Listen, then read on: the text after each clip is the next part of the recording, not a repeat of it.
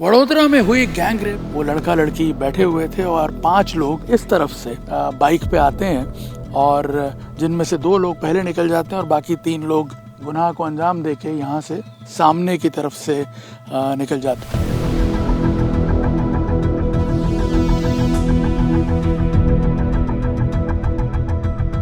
वडोदरा में हुई gang rape की घटना को सुलझा पाना पुलिस के लिए इसलिए भी एक बहुत बड़ी चुनौती बन गया था क्योंकि जो सीन ऑफ क्राइम है जिसमें इस वक्त हम खड़े हुए हैं, आप देखिए ये पूरा जो नया टीपी का इलाका है भाईली एरिया में, और यहाँ आप देखिए दिन के समय में भी अगर ये इलाका इतना वीरान पड़ा हुआ है तो रात के समय पे किस प्रकार की स्थिति रही होगी, जहाँ एक स्ट्रीट लाइट तक नहीं है। और ये जो 2 बैरिकेड्स आपको दिख रहे हैं, इसके बीच में ये सीन ऑफ क्राइम था। यहाँ वो लड़का लड़की बैठे हुए थे और 5 लोग इस तरफ से बाइक पे आते हैं और जिनमें से 2 लोग पहले निकल जाते हैं और बाकी 3 लोग गुनाह को अंजाम देके यहाँ से सामने की तरफ से निकल जाते हैं। और ये पूरा इलाका आप देखिए, मीलों दूर तक कुछ भी नहीं है। और सबसे इंटरेस्टिंग बात आपको बता दूं कि पूरा ब्लाइंड स्पॉट है। इस साइड में जहाँ से ये लोग बाहर निकले हैं वहाँ पे भी आगे जाके टर्न लेके करीब 800 मीटर दूरी पे एक सीसीटीवी कैमरा लगा हुआ है। इंटरेस्टिंगली उस सीसीटीवी में भी कुछ क्लियर चीज़ें जो हैं वो रिकॉर्ड नहीं हुई थी। 3 लड़के जिन्होंने गुनाह किया था वो क्योंकि रॉन्ग साइड से निकले थे, इसलिए सीसीटीवी में उनका कोई फुटेज रिकॉर्ड नहीं हुआ था। और इस तरफ अगर देखें जहाँ से वो लोग एंटर हुए हैं, यहाँ पे करीब 1.25 किलोमीटर दूर एक सीसीटीवी, एक कंस्ट्रक्शन साइट है पीछे, वहाँ पे लगा हुआ है। लेकिन उससे भी कुछ ये क्लियर जो फैक्ट है वो एस्टेब्लिश नहीं हो रहा था कि यही 5 लोग यहाँ आए होंगे, क्योंकि बहुत सारा टेक्निकल इनपुट पुलिस ने इकट्ठा किया जिसके बाद एक कंक्लूजन पे पहुँच पाई पुलिस। लेकिन अगर यहाँ आप देखें तो इस स्पॉट पर पुलिस के जो हायर ऑफिसर्स हैं उन्होंने खुद रात को उसी समय पे आके जब देखा सारे सीन ऑफ क्राइम को, तब कुछ भी जज कर पाना मुश्किल था। और सबसे बड़ी बात ये कि जो दोनों विक्टिम हैं वो भी जो गुनहगार थे उनके प्रॉपर डिस्क्रिप्शन नहीं दे पा रहे थे, उनकी बाइक्स के डिस्क्रिप्शन नहीं दे पा रहे थे। ऐसे में पुलिस के लिए उन तक पहुंच पाना, गुनहगारों तक, एक तरह से पूरी तरह क्लूलेस थी पुलिस। लेकिन उसके बाद फिर इन्वेस्टिगेशंस का पूरा एक दौर शुरू हुआ और 3-4 दिन तक लगातार पुलिस बिना सोए लगी रही जो तथ्य थे उनको खंगालने पर।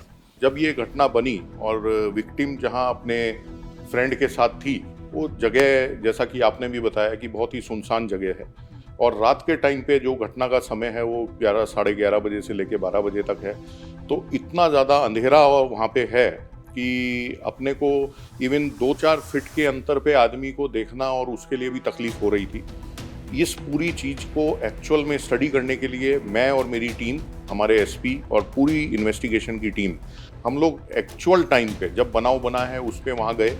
वहाँ पे बहुत बारीकी से हर चीज़ को चेक किया गया, देखा कि अंधेरा कितना है, वहाँ से एंट्री एग्जिट के क्या पॉइंट्स हैं। इसके अलावा जो ह्यूमन इंटेलिजेंस हमको मिल रही थी वो भी पैरेलली डेवलप की जा रही थी। वहाँ से हमको एक ऐसा क्लू मिला, एक आरोपी का चश्मा वहाँ पे मिला आधा टूटा हुआ। तो वो चश्मे से हमको आरोपी की प्रोफाइल का बहुत क्लियर आइडिया लग गया। वडोदरा पुलिस ने जब इस गैंग रेप की गुत्थी को सुलझाने का सिलसिला शुरू किया तो सबसे पहला सुराग यहाँ इस कंस्ट्रक्शन साइट पर लगे इस सीसीटीवी कैमरा से मिला, जिसमें इस कैमरे के सामने से 2 बाइक जिन पर 5 लोग सवार हैं वो जाते हुए देखे। हालांकि इमेजेस जो थी वो क्लियर नहीं थी, लेकिन आपको बता दें कि जहाँ ये घटना हुई उससे करीब 1.25 किलोमीटर दूरी पे ये सीसीटीवी कैमरा जो है यहाँ लगा हुआ था। आगे भी एक और कंस्ट्रक्शन साइट है लेकिन उसके सीसीटीवी कैमरास का कोई रिकॉर्ड अवेलेबल नहीं था। यहाँ इस रोड से ये जो आरोपी हैं वो पास होते हुए गए। यहाँ अगर मैं दिखाऊं आपको, इस रोड से ये आरोपी जो हैं वो पास होते हुए गए और बाद में वो जब यहाँ से पास हो रहे थे तो सामने जो ये कंस्ट्रक्शन साइट पे ये सीसीटीवी कैमरा लगा हुआ है, इसमें वो दोनों बाइक्स जो हैं वो जाती हुई दिखी। हालांकि इमेजेस बहुत क्लियर नहीं थी, 5 लोग कौन हैं ये पता नहीं चल पा रहा था, लेकिन इतना एस्टेब्लिश हो गया कि 5 लोग थे, 2 बाइक थी और इसी रोड से वो गए थे। उसके बाद फिर पुलिस ने बैक ट्रैकिंग शुरू किया और सिटी के अंदर लगे सैकड़ों सीसीटीवी कैमरास जो हैं उनसे चीज़ें जो हैं कोलैबोरेट करते हुए एस्टेब्लिश किया गया कि यही 2 बाइक थी और यही 5 लोग थे जो इस क्राइम में इन्वॉल्व हैं। नवरात्रि की वजह से जो फ्लो ऑफ ट्रैफिक था उस टाइम पे, रात के 1 बजे 2 बजे के आसपास सब लोग अपने अपने घरों में जा रहे थे, तो जहां भी हम सीसीटीवी को वेरीफाई करने की कोशिश कर रहे थे, सामने से इतनी लाइट्स उस सीसीटीवी कैमरा पे पड़ रही थी कि हम लोग किसी को भी आइडेंटिफाई नहीं कर पा रहे थे।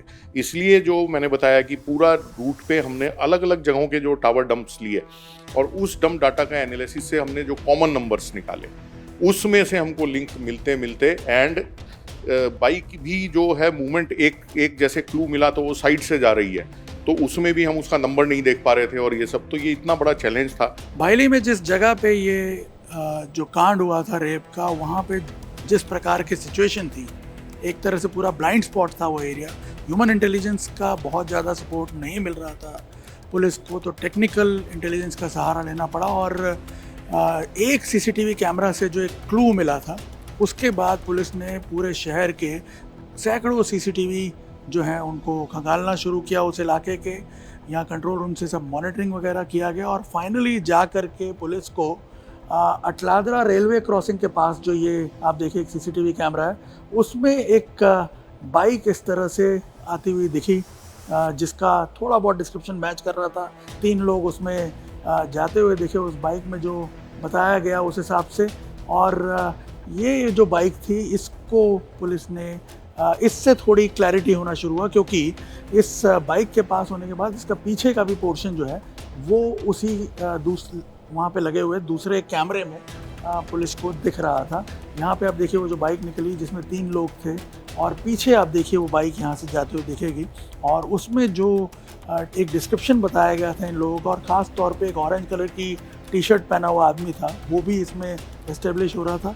और इसके बाद पुलिस ने तमाम जो जानकारी है उस फ़ोन नंबर से लेने की कोशिश की जिस पे विक्टिम की मां ने कॉल किया था और जिस जगह पे वो फ़ोन गलती से उठा लिया गया था 5 सेकंड के लिए। एक सबसे बड़ी गलती जो इन क्रिमिनल्स ने की थी वो ये थी कि उस फ़ोन को उठा लिया था और वहाँ उस एरिया के सारे डंप जो हैं वो पुलिस ने लिए और इनके फ़ोन नंबर्स भी आइडेंटिफाई किए।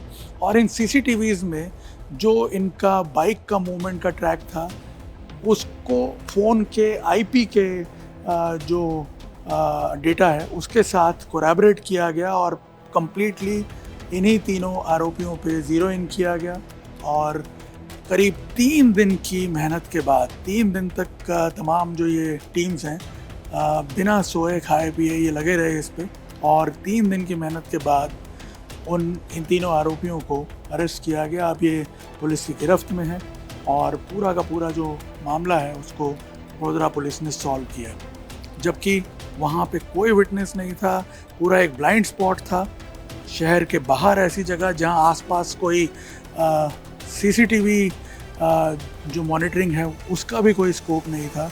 सो एक बड़ा ही पेचीदा मामला था जिसको टेक्निकल सर्वेलेंस के आधार पे और कुछ छोटी छोटी जो मिस्टेक्स हैं उसको पकड़ के पुलिस ने सॉल्व किया इस मामले को। कैमरामैन अमित राठौड़ के साथ निर्णय कपूर, इंडिया टीवी, वडोदरा।